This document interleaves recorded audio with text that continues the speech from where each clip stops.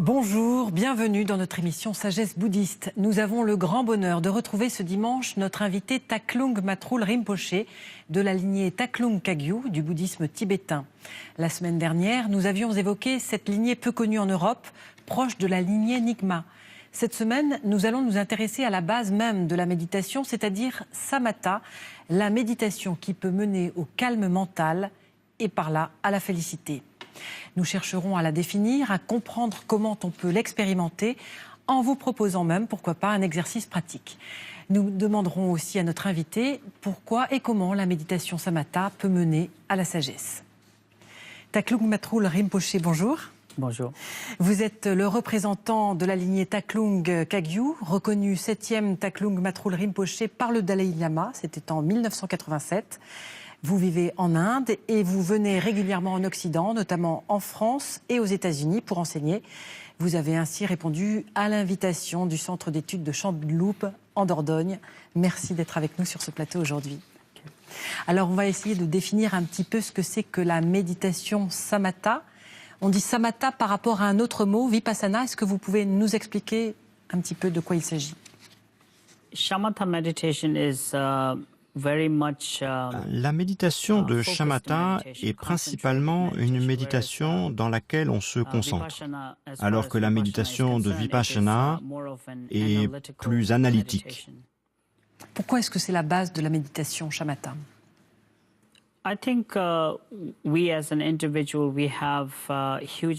Je pense qu'en tant qu'individu, nous avons énormément de partis pris intellectuels et émotionnels qui sont dus à notre environnement et au fait que nous sommes en relation avec les autres et que cela crée parfois des impressions négatives sur les choses.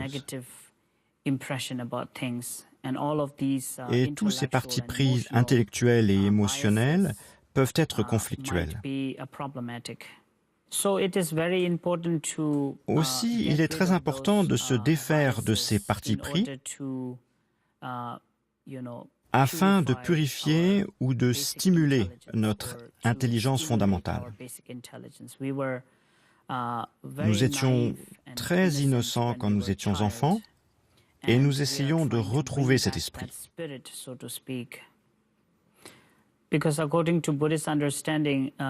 En effet, selon la compréhension bouddhiste, la plus importante des choses est de changer notre vision du monde et d'établir une vue qui soit complète et holistique. Le résultat en sera que nos émotions seront influencées et que cela va changer notre personnalité et nos actions. Donc commencer par changer notre vision du monde est extrêmement important. Raffiner notre vision du monde, pourrait-on dire, est extrêmement important. Et shamatha a la capacité de nous permettre tout cela. C'est donc très important. Alors, qu'est-ce qu'il faut chercher quand on commence à méditer? Je crois qu'il y a 2 points à trouver dans la méditation. Oui, la méditation de shamatha tient principalement en 2 mots, clarté et stabilité. La clarté dont nous faisons l'expérience dans les situations ordinaires passe par la distraction, par exemple. Mais le problème est que l'esprit saute d'un sujet à l'autre tellement rapidement que cette clarté ne peut pas être utilisée ni exploitée. D'un autre côté, l'aspect de stabilité de l'esprit en général est gâché par une certaine lourdeur dont on fait couramment l'expérience dans les situations ordinaires. Donc peu importe cette stabilité, quand elle est empreinte de lourdeur, elle ne sert pas à grand-chose non plus. Donc ce qui dissipe les difficultés dans l'expérience de la clarté est son aspect de stabilité. Et ce qui peut dissiper la lourdeur que l'on trouve dans la stabilité c'est la clarté. Donc la stabilité et la clarté doivent être associées et se compléter. Et c'est là la seule manière de régler le problème, ce problème de base. Alors c'est ce qu'on cherche, hein, stabilité et clarté, quand on commence à faire de la méditation shamatha. Mais comment ça marche? Comment faut-il s'y prendre? Est-ce que vous pouvez nous expliquer? Tout d'abord, il est important de choisir un objet sur lequel se concentrer ou méditer. Traditionnellement, on peut choisir une image du Bouddha et on peut même choisir la respiration, par exemple. Mais en premier lieu, et c'est le plus important, il faut de l'attention. C'est le fait d'être conscient de l'objet de la méditation. Quoi que vous choisissiez comme objet de méditation, c'est le fait d'être conscient de cet objet de manière continue. En second lieu, il faut de la vigilance. La vigilance, c'est une observation soigneuse qui consiste à vérifier si tout est en ordre et si s'élèvent ou non des obstacles tels que la distraction au début, puis le relâchement par la suite ou l'excitation. Je crois que la position aussi est importante quand on veut commencer la méditation. Est-ce que vous pouvez nous expliquer un petit peu quelle position et pourquoi c'est important? Il est très important de s'asseoir bien droit, la tête légèrement inclinée, de poser une main sur l'autre, simplement, comme ceci, puis inspirer et expirer confortablement, complètement détendu. Mais quand on fait trop attention au début à la posture corporelle, ça peut être une source de distraction. Donc, on n'y fait pas trop attention au début. Est-ce qu'on pourrait essayer avec vous d'entamer une méditation, en tout cas d'une concentration sur la respiration? Sure.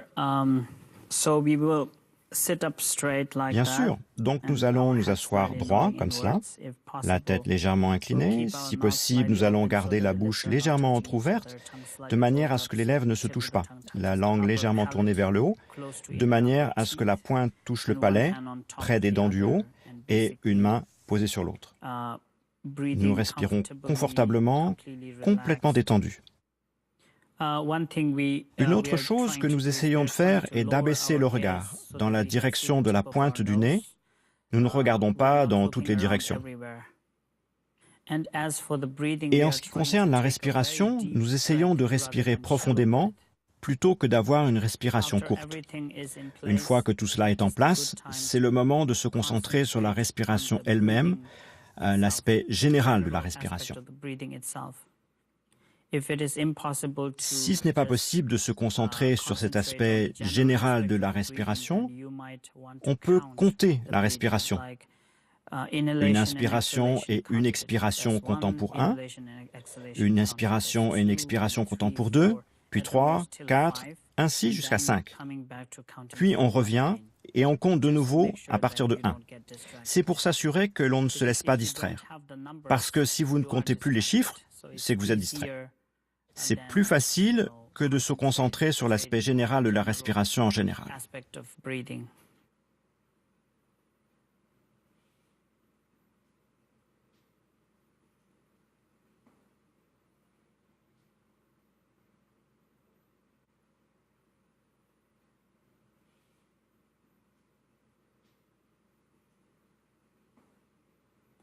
Comme cela.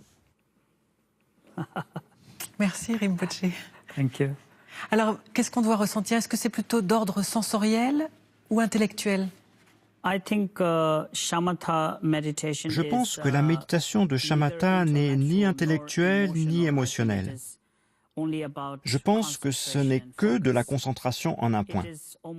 C'est presque un savoir-faire mental qui permet de rester sur l'objet de la méditation que l'on a choisi et d'y rester avec une totale clarté et une totale stabilité.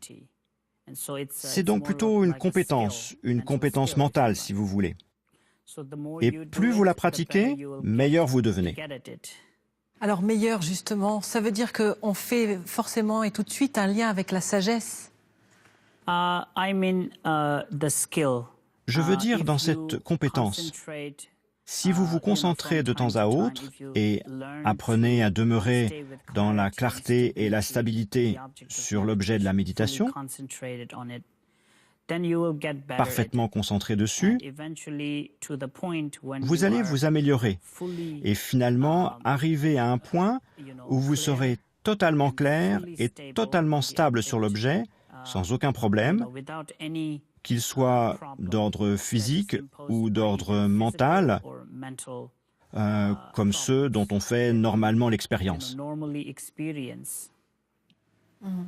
Mais quel est le lien entre la méditation finalement et la sagesse, les valeurs du Dharma?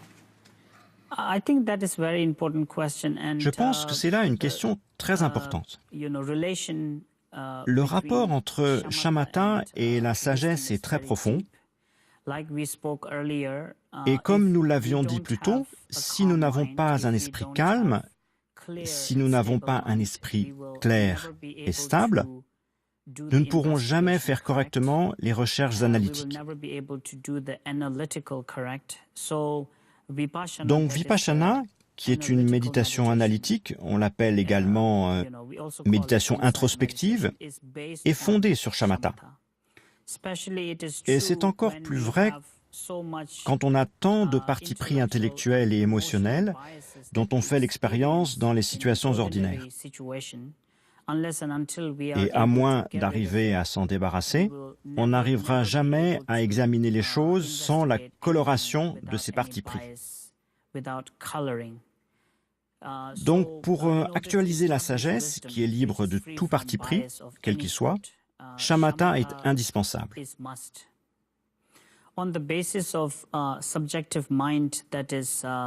L'esprit subjectif, qui est libre de parti pris, est capable intellectuellement d'une compréhension plus avancée de la réalité, peut être alors employé pour comprendre la réalité ultime, ou vacuité, comme nous l'appelons. Ce n'est pas un vide nihiliste, mais vide de la manière dont nous avons compris la réalité, de manière solide et indépendante. Donc cette profonde méditation analytique qu'est Vipassana peut permettre d'actualiser la sagesse en nous. C'est pour cela qu'il y a un lien très important entre les deux. On a l'impression qu'il y a des degrés dans l'introspection pour aller toujours plus calme et plus stable. Est-ce que c'est accessible à tout le monde? Absolument.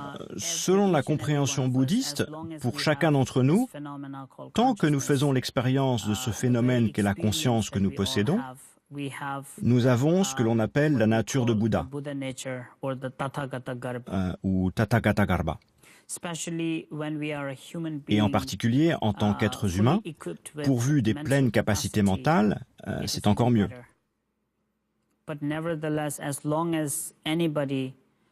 Mais quoi qu'il en soit, quiconque possède ce phénomène appelé conscience possède également la nature de Bouddha, ou Tathagata Garbha,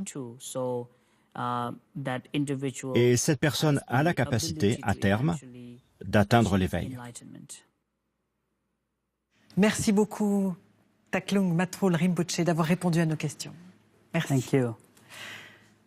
Avant de se quitter, voici quelques propositions de lecture. Tout d'abord, Le bonheur est entre vos mains, petit guide du bouddhisme à l'usage de tous, de Dzigar Kongtrul, Nil édition, et Les plus belles paroles du Bouddha, édition Sully. Voilà, l'émission touche à sa fin. Vous pouvez la revoir sur France TV, le nouveau service vidéo de France Télévisions. Merci de nous avoir suivis. Excellent dimanche et très bonne semaine à tous.